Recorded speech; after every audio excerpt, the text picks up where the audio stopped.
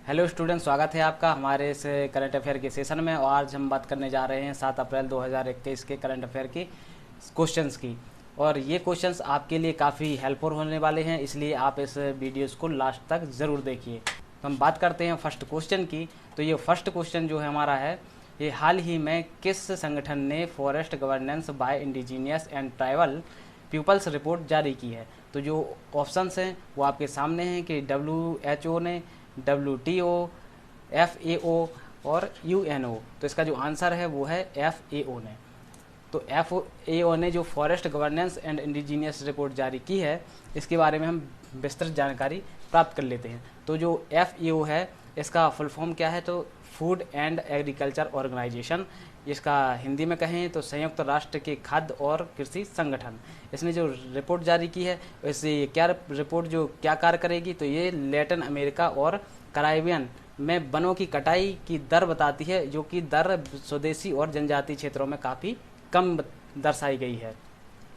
हम बात करते हैं FAO के बारे में। तो FAO का फुल फॉर्म है फूड एंड और एग्रीकल्चर ऑर्गेनाइजेशन, जिसकी स्थापना 16 अक्टूबर 1945 को हुई थी। मुख्यालय रोम में है और सदस्य जो इसके देश हैं वो 197 हैं। वर्तमान महानिदेशक जो है चू डेंग्यू हैं। हम बात करते हैं सेकंड क्वेश्चन की कि कैक्टस और सिस्को विज्ञान और प्रौद्योगिकी विभाग द्वारा लॉन्च किए गए सॉफ्टवेयर हैं जो किस क्षेत्र से जुड़े हुए हैं। तो जो ऑप्शन है सौर मिशन, सेकंड है अग्नि मिशन, पर्यावरण मिशन और जल मिशन। तो हमारा जो आंसर है वो है सौर मिशन। यानी जो कैक्टस और सिस्को है ना, ये जो सॉफ्टवेयर है वो सौर मिशन के अंतर्गत कार्य करेंगे। स्टूडेंट, हम बात करते हैं आगे इसके इम्पोर्टेंट फैक्ट्स की। और जो इम्पोर्टेंट फैक्ट्स हैं वो उसमें विज्ञान और प्रौद्योगिकी विभाग ने जो घोषणा की है कि वैज्ञानिकों ने गैस के विशाल बुलबुले को ट्रैक करने के लिए एक नई तकनीकी विकसित की है जो सूर्य से निकलते हैं। यानी सूर्य से जो गैस निकलती है उनमें बुलबुले की तकनीकी ट्रैक करने के लिए ये 2 सॉफ्टवेयर डेवलप किए गए हैं। और इनका यूज कहाँ होगा? तो भारत के जो पहले सौर मिशन हैं आदित्य L1, आपका ये पता होना चाहिए कि जो आदित्य L1 है ये हमारा यानी भारत का पहला सौर मिशन है। तो इसमें इन दोनों सॉफ्टवेयरों का यूज किया जाएगा। इन सॉफ्टवेयर में एल्गोरिदम विकसित किया गया है। अब आपको पता होना चाहिए कि केंद्रीय विज्ञान एवं प्रौद्योगिकी मंत्री कौन है? तो मंत्री हैं इसके श्री हर्षवर्धन सिंह जी। हम नेक्स्ट क्वेश्चन की बात करते हैं, यानी थर्ड क्वेश्चन की। तो हमारा थर्ड क्वेश्चन जो है वो किस देश ने नोवल कोरोना के खिलाफ दुनिया का पहला पशु टीका जारी किया है? तो जो ऑप्शन है वो रूस ने, दूसरा है अमेरिका ने, थर्ड है जापान ने और फोर्थ है ब्रिटेन ने। तो इसका जो आंसर है वो है रूस ने। यानी आपको पता होगा कि रूस ने जो इससे पहले मानव टीका विकसित कर चुका है, जो कि स्पुतनिक V नाम से पहला पंजीकृत किया गया था। और ये जो है ये पशु टीका है। आपको इस छोटी छोटी बातों का विशेष ध्यान रखना होगा। काफ़ी गलतियां हो जाती हैं जब विशेष ध्यान से क्वेश्चन को नहीं पढ़ते। यहाँ पे पशु टीके की बात की गई है। अब हम बात कर लेते हैं इसके आगे की फैक्ट्स की। तो जो नोवल कोरोना के खिलाफ जो दुनिया का पहला पशु टीका रूस ने पंजीकृत किया है, इसका नाम क्या है? तो इसका नाम है कैरनीवैक कोव।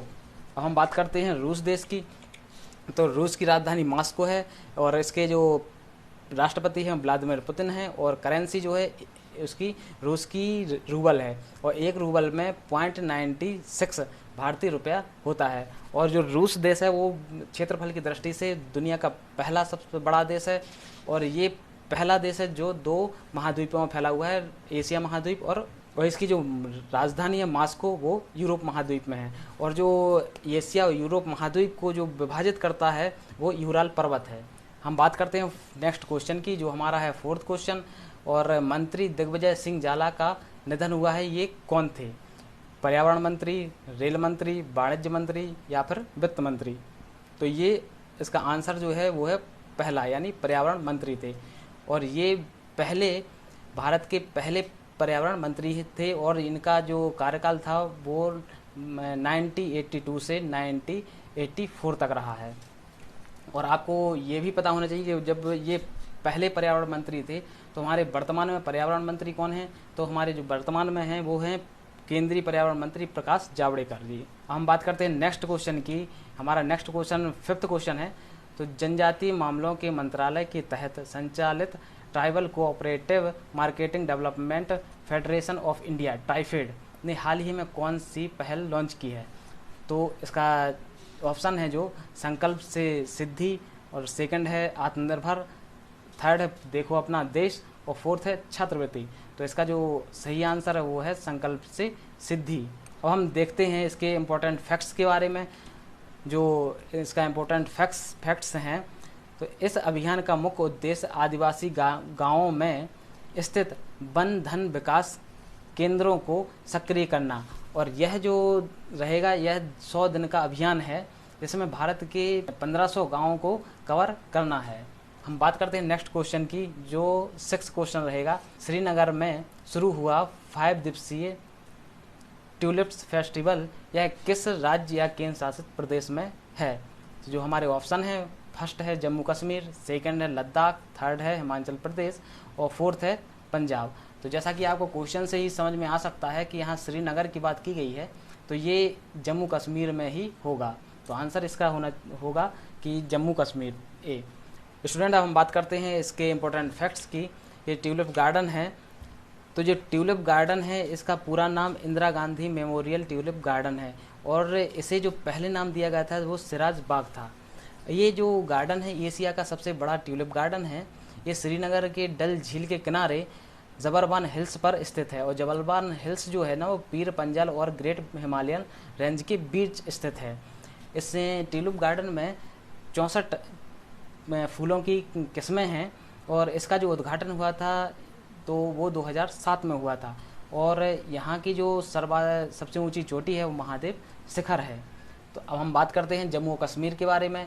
तो जम्मू कश्मीर की जो अभी स्थापना हुई है वो 31 अक्टूबर 2019 को, यानी यूँ कहें कि केंद्र शासित प्रदेश में से कन्वर्ट किया गया है। इससे पहले अभी हाल ही में आपको पता होगा कि सरकार द्वारा 370 जो आर्टिकल रहा है उसको हटा दिया गया है।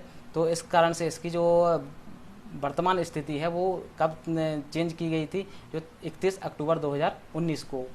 तो इसका जो राजधानी है वो है श्रीनगर, और यहाँ पे जो झीलें हैं वो हैं डल झील, नागिन झील, बुलर झील, मानसबल झील, बैरीनाग झील, शेषनाग झील, अनंतनाग झील। स्टूडेंट्स, अब हम बात करते हैं नेक्स्ट क्वेश्चन की। जो हमारा नेक्स्ट क्वेश्चन रहेगा वो 7th क्वेश्चन रहेगा कि दुर्लभ बीमारियों के लिए राष्ट्रीय नीति 2021 को मंजूरी दी गई है, तो ये किस मंत्रालय द्वारा मंजूरी दी गई है? तो आपका फर्स्ट ऑप्शन जो है ना वो स्वास्थ्य और परिवार कल्याण मंत्रालय, सेकंड है सड़क परिवहन और राजमार्ग मंत्रालय, और थर्ड है वित्त मंत्रालय, और फोर्थ है कृषि एवं कल्याण मंत्रालय द्वारा। तो इसका जो सही आंसर है वो है स्वास्थ्य और परिवार कल्याण मंत्रालय द्वारा। स्टूडेंट, हम बात करते हैं इसके इम्पोर्टेंट फैक्ट्स की कि भारत में जो दुर्लभ बीमारियां हैं तो कौन कौन सी दर्ज की गई हैं। तो भारत में जो बीमारियां दर्ज की गई हैं वो हैं primary immunodeficiency disorder, systemic fibrosis, पेम्पो रोग, गौचर रोग, फेब्री रोग। इसके अलावा भी और हो सकती हैं। स्टूडेंट्स, अब हम बात करते हैं इसके कुछ और फैक्ट्स के बारे में। तो 28 फरवरी को हर साल दुर्लभ बीमारी दिवस के रूप में मनाया जाता है, और ये हमारे जो स्वास्थ्य और परिवार कल्याण मंत्री हैं वो हैं डॉक्टर हर्षवर्धन सिंह। हम बात करते हैं नेक्स्ट क्वेश्चन की। तो हमारा जो 8th क्वेश्चन है, तो विश्व स्वास्थ्य दिवस किस दिन मनाया जाता है? तो ऑप्शन जो इसके हैं वो 2 अप्रैल, 7 अप्रैल, 9 अप्रैल और 14 अप्रैल। तो आप इसका जो सही आंसर रहेगा वो है 7 अप्रैल, यानी 7 अप्रैल को विश्व स्वास्थ्य दिवस के रूप में मनाया जाता है। अब इसके जो इम्पोर्टेंट फैक्ट्स हैं उसके बारे में बात करते हैं। तो विश्व स्वास्थ्य संगठन की स्थापना की वर्षगांठ पर हर वर्ष 7 अप्रैल को विश्व स्वास्थ्य दिवस मनाया जाता है, यानी इसी दिन विश्व स्वास्थ्य संगठन की स्थापना हुई थी। और विश्व स्वास्थ्य दिन पहली बार कब मनाया गया था? तो 1950 में पहली बार मनाया गया था।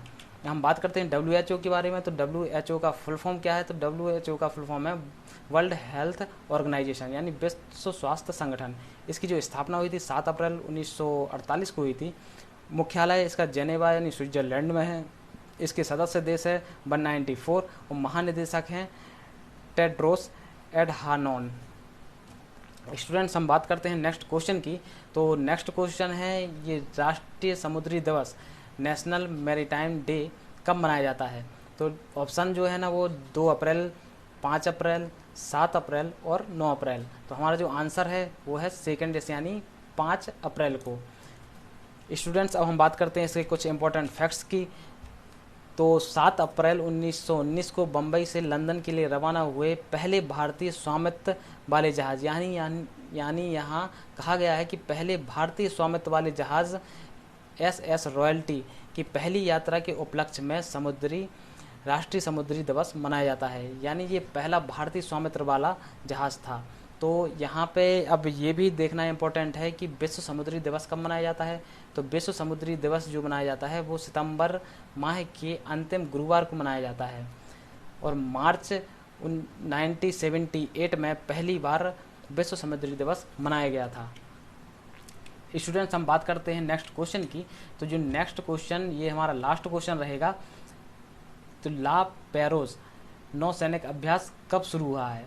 तो ला पेरोज नौसैनिक अभ्यास ये जो शुरू हुआ है, इसका ऑप्शन है 5 अप्रैल, 6 अप्रैल, 7 अप्रैल और 8 अप्रैल। तो इसका जो सही आंसर है वो है 5 अप्रैल को।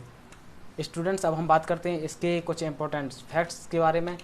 तो बंगाल की खाड़ी में यह अभ्यास 5 अप्रैल से 7 अप्रैल के बीच आयोजित किया जा रहा है, और इसमें कौन कौन से देश की सेनाएं भाग ले रही हैं। तो इसमें भारतीय नौसेना भाग ले रही है, इसके अलावा फ्रांसीसी नौसेना, Australian navy, Japan maritime self defence force और अमेरिकी नौसेना इसमें पार्टिसिपेट कर रही हैं।